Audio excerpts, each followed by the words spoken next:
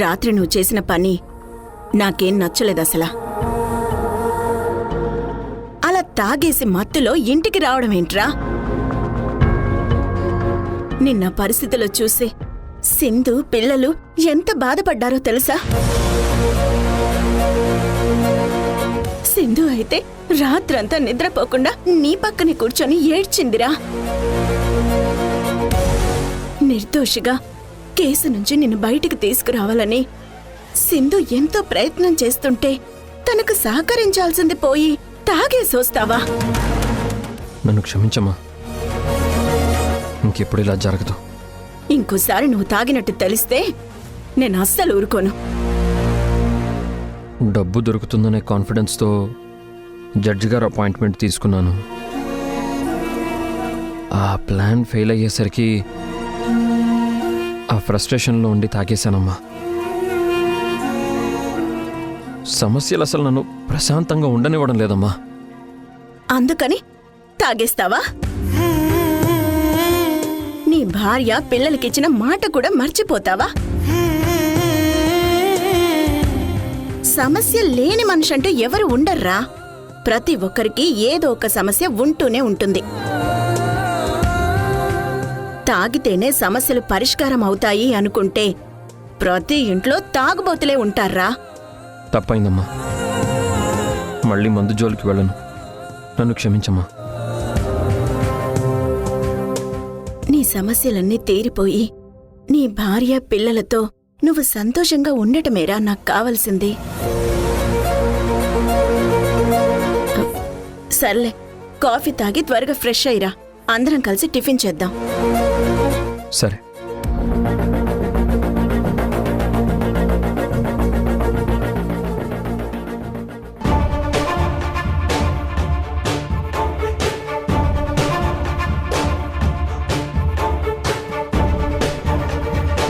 అత్తయ్యా, ఏంటత్తయ్యా బాధపడుతున్నారా? అక్కడేమో మీ పెద్ద కొడుకు పాలు తాగి మత్తుగా పడుకున్నాడు. ఇక్కడేమో మీ చిన్న కొడుకు మందు తాగిన మత్తులో తల పట్టుకుని హ్యాంగ్ ఓవర్ ఫీల్ అవుతున్నాడు. మంచి ముహూర్తమని చెప్పి నన్ను ఇరికించి ఇబ్బంది పెట్టాలని చూశారు. మీరు ఓడిపోయారు, నేనే గెలిచాను. ఎప్పటికైనా మీ చిన్న కొడుకు జైలుకి వెళ్ళక తప్పదు. ఇంట్లో ఉండే మీ పెద్ద కొడుకు నా కొంగు పట్టుకొని నా వెనుకాల తిరగక తప్పదు. మీ పరువు తీసి మీ కుటుంబాన్ని రోడ్డుకేడుస్తాను. ఈ మధులత పగ ప్రతీకారానికి మీరు మీ కుటుంబం బలవ్వక తప్పదు.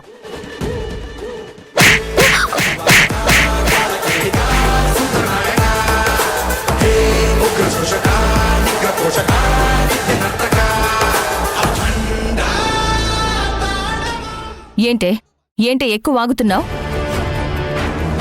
నీకొక్క మాట అత్తయ్య గురించి గాని మా కుటుంబం గురించి గాని తప్పుగా మాట్లాడావో నీ ప్రాణం తీస్తాను. ఆ డబ్బు మాకు దొరకకుండా చేసి నా భర్తని మళ్ళీ జైలుకి పంపించాలనే కదా మీ దుష్టత్రయం ప్లాన్ చేస్తున్నారు. ఎలా అయినా సరే ఆ డబ్బుని దక్కించుకుని తీరుతాను. ఓటమి అన్నది గెలుపుకి తొలిమెట్టు. నీ మెళ్ళో ఉన్న తాళికి గౌరవం ఇవ్వవు, కట్టుకున్న భర్తకి విలువనివ్వవు, అత్తింటి మర్యాద నిలబెట్టవు. ఈ ఇంటి కోడలు కావడం అనేది నీ అదృష్టం. ఆ అదృష్టాన్ని చేజేతులారా నువ్వే నీ దురదృష్టంగా మార్చుకుంటున్నావు. దానివల్ల నష్టపోయేది నువ్వే, గుర్తుపెట్టుకో. మమ్మల్ని రోడ్డు మీదకి లాగడం కాదు, ఏ ఆరాధ్యనైతే నువ్వు అడ్డు పెట్టుకుని మమ్మల్ని సాధిస్తున్నావో అదే ఆరాధ్య చేత నిన్ను ఈ ఇంట్లో నుంచి వెళ్ళగొట్టిస్తాను. జరిగేది జరగబోయేది ఇదే. వెళ్ళు.